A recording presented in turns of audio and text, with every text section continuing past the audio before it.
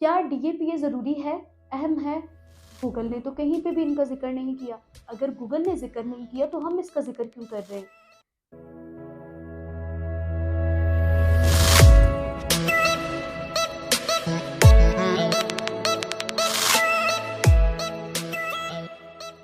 अस्सलाम वालेकुम, मोर टेक पर खुशामदीद। उम्मीद करती हूँ आप सब खैरियत से होंगे। आज हम जो डिस्कस करने के लिए जा रहे हैं वो गेस्ट पोस्टिंग के अंदर बहुत ज़्यादा ज़रूरी चीज़ें हैं कि एक वेबसाइट की कौन सी ऐसी चीज़ें होती हैं जिनको हम डिस्कस करते हैं और हमें पता चलता है कि ये वेबसाइट अच्छी है या ये वेबसाइट बुरी है। तो सबसे पहले इसके अंदर जो चीज़ डिस्कस की जाती है वो है डीए। डीए की फुल फॉर्म है डोमेन अथॉरिटी। डीए की फुल फॉर्म है डोमेन अथॉरिटी। अब डोमेन अथॉरिटी, डोमेन हम पहले पढ़ चुके हैं प्रीवियस वीडियो के अंदर कि डोमेन क्या होती है, कितनी तरह की होती है और यूआरएल किसको कहा जाता है। ये सारी चीज़ें हम पहले डिस्कस कर चुके हैं। अगर आप वीडियो पर न्यू हैं तो मैं डिस्क्रिप्शन के अंदर लिंक दे दूंगी आपको प्लेलिस्ट का। आप वहाँ पर जाके कंप्लीट वीडियोस जो है उन्हें वॉच कर सकते हैं। तो डोमेन को हमने डिस्कस कर लिया था। अब यहाँ पर एक नई चीज़ इसके साथ अटैच होकर आ गई है, वो है जी अथॉरिटी। अथॉरिटी क्या होती है? Authority strength, score, power, value. ज़्यादातर वैल्यू कंसिडर कर सकते हैं, पावर कंसिडर कर सकते हैं। सपोज है एक वेबसाइट की कितनी वैल्यू है, कितनी अथॉरिटी है, कितनी पावर है गूगल की नज़र में। यहाँ से हम मिसाल ऐसे ले सकते हैं कि जब हम स्कूल में पढ़ा करते थे तब हमारे एग्जाम्स होते थे, तब हमें पता होता था कि डिफरेंट सब्जेक्ट के अलग अलग पेपर होते हैं और अलग अलग उनके मार्क्स दिए जाते हैं। सपोज दैट इंग्लिश का मैंने पेपर दिया, ठीक है। उसमें मैंने क्या किया, पेपर के अंदर जो सवालात थे उनके जवाब बहुत अथेंटिक लिखे, जैसा हमारी टीचर ने हमें पढ़ाया था, जैसे हमारी बुक के अंदर मौजूद था। बुक की पॉलिसीज के मुताबिक मैंने उसके अंदर क्या कर दिया, पुट कर दिए। और जब वो पूरा कंटेंट मेरी टीचर ने देखा, उसने उसके मुताबिक मुझे 100% में से मार्क्स दे दिए कि कितने मार्क्स ये डिजर्व करते हैं, ठीक है। तो इसी तरह यहाँ से जब डिसीजन लिया जाता है कि ये स्टूडेंट पास है या फेल है, इसी तरह गूगल के अंदर भी वेबसाइट्स होती हैं, उन वेबसाइट्स के अंदर भी कंटेंट डाला जाता है और उस कंटेंट से अंदाज़ा लगाया जाता है कि इस वेबसाइट की कितनी वैल्यू है, गूगल की नज़र में आए कि ये पास है या फेल है। तो यहाँ पर हम बात कर सकते हैं डोमेन अथॉरिटी, यानी पूरी की पूरी वेबसाइट की कितनी वैल्यू है, पूरी वेबसाइट की कितनी अथॉरिटी है, वो गूगल के अंदर कितने मायने रखती है। नेक्स्ट हमारे पास जो आ जाता है वो है पीए। पीए की फुल फॉर्म क्या है? पीए की फुल फॉर्म है पेज अथॉरिटी। एक पेज की कितनी वैल्यू है, कितनी अथॉरिटी है। सपोज दैट हमारा घर है, घर के अंदर तकरीबन ऑलमोस्ट 4 कमरे, 4 कमरे कर लें आप, 4 कमरे। उनमें से कोई से दो ऐसे रूम होंगे जिनके अंदर दिन में काफ़ी रश लगता है। इस हवाले से आपकी फैमिली ज़्यादा किस कमरे में बैठी होगी, या जिस कमरे में आपके पेरेंट्स होंगे, या फिर ऐसा कमरा जिसके अंदर कोई एलसीडी या एलईडी मौजूद होगी, उसी में ज़्यादा रश होगा। इसी तरह वेबसाइट भी एक घर है और उसके ऊपर जो डिफरेंट उसके पेजेस हैं, होम वाला, अबाउट वाला, कॉन्टेक्ट वाला, ये सारे के सारे जो पेजेस हैं ये रूम है। सबसे ज़्यादा किस पेज पे रश होगा? सबसे ज़्यादा होम वाले पेज पे रश होगा, सबसे ज़्यादा कॉन्टेक्ट वाले पेज पे रश होगा। रीज़न बिहाइंड, क्यों? क्योंकि जब एक वेबसाइट मिसाल के तौर पर प्रोडक्ट के हवाले से है, किसी बंदे ने अगर प्रोडक्ट देख लिया, उसे पसंद आई, उसने बाय करने, वो कॉन्टेक्ट अस वाले पेज पे जाएगा। देखेगा मुझे यहाँ से कोई राब्ता नंबर मिले जो मैं देखूँ और मैं इस प्रोडक्ट को जो है वो बाय कर सकूँ। अगर कोई ब्लॉगिंग के हवाले से बंदा आ गया, ब्लॉगिंग की वेबसाइट है, अगर कोई रिसेलर आ गया, वो अपने क्लाइंट का आर्टिकल पब्लिश करवाना चाहता है, जब हम भी जाते हैं वेबसाइट पे तो हम क्या करते हैं, होम का पेज देखते हैं। ज़्यादातर लोग विजिट क्यों करते हैं? उसकी वजह ये है कि होम का पेज, जब भी हम किसी वेबसाइट के लिंक पर क्लिक करके जाते हैं तो सबसे पहले होम का पेज ओपन होता है, वेबसाइट का पहला पेज ओपन होता है। उस पेज के ऊपर वेबसाइट की गाइडलाइंस मौजूद होती हैं, वेबसाइट की पॉलिसीज मौजूद होती हैं कि कितने लफ्ज़ों का आर्टिकल वो एक्सेप्ट कर रहे हैं, कितने लफ्ज़ों का वो आर्टिकल एक्सेप्ट नहीं कर रहे। तो इसी तरह जब एक रिसेलर अपने क्लाइंट का आर्टिकल उस वेबसाइट पे पब्लिश करवाना चाहता है तो वो पहले क्या करता है, कॉन्टैक्ट अस वाले पेज पर चला जाता है और वहाँ पर जाके उस पेज से कॉन्टैक्ट निकालता है। इस तरह क्या होता है, अब कॉन्टैक्ट वाले पेज की भी अथॉरिटी बढ़ गई, होम वाले पेज की भी अथॉरिटी इंक्रीज हो गई। तो ये बेसिकली होता है पेज अथॉरिटी। हर वेबसाइट की अलग अलग पेजेस होते हैं और उन पेजेस की अलग अलग अथॉरिटी होती है। अब ये देख लेते हैं कि गेस्ट पोस्टिंग में एसएस क्या होता है। डीएपी तो हमने देख लिया।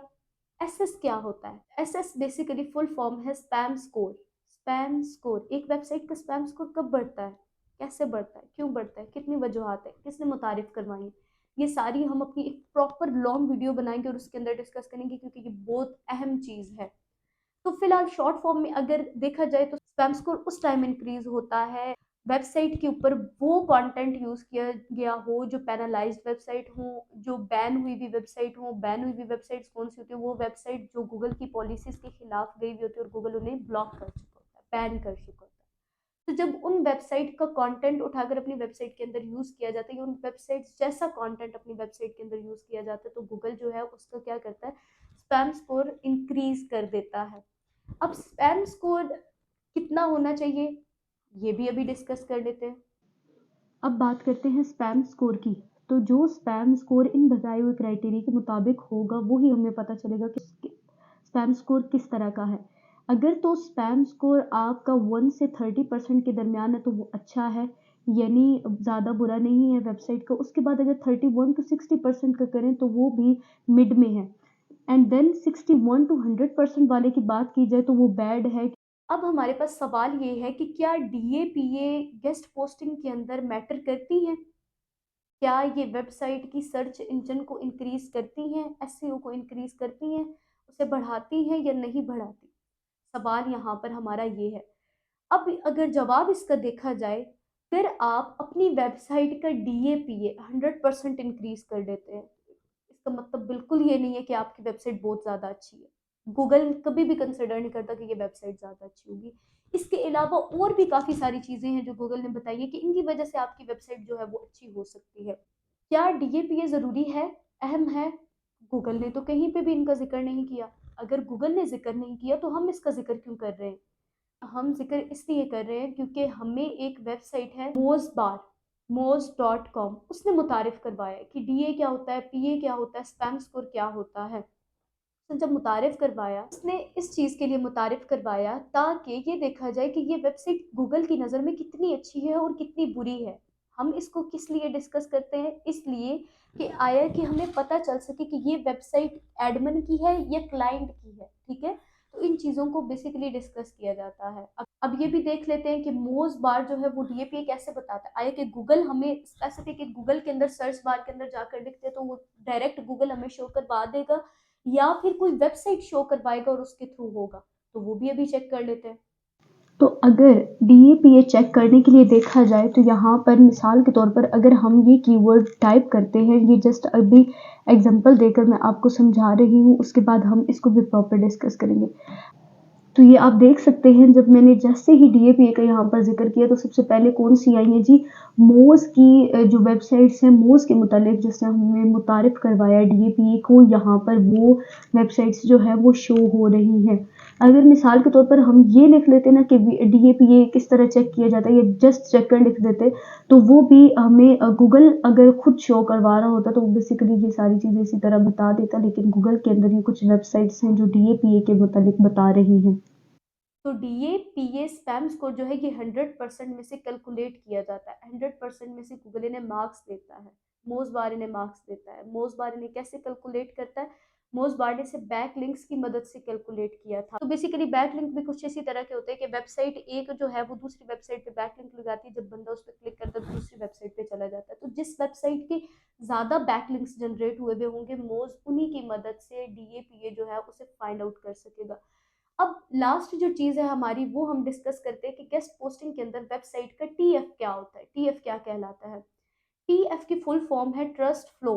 ट्रस्ट फ्लो, ट्रस्ट से हमें वाज़ेह हो रहा है कि यहाँ पर यकीन की बात हो रही है। यहाँ से ये देखा जाता है कि एक बंदे का इस वेबसाइट के ऊपर कितना ट्रस्ट है, कितना यकीन है, वो इस वेबसाइट को कितना अपनी नज़र में अच्छा कंसिडर करता है। तो जितने भी विजिटर एक वेबसाइट के ऊपर विजिट करते हैं तो उनका मकसद यही होता है कि उन्हें एक अच्छी चीज़ मिले, एक अच्छी वेबसाइट मिले जिसको वो इस्तेमाल करके अपने बिजनेस को जो है वो रैंक कर सके, ठीक है? तो ट्रस्ट फ्लो बेसिकली आपके जो क्लाइंट होते हैं, आपके जो विजिटर होते हैं, आपकी जो ट्रैफिक होती है, उनका यकीन होता है।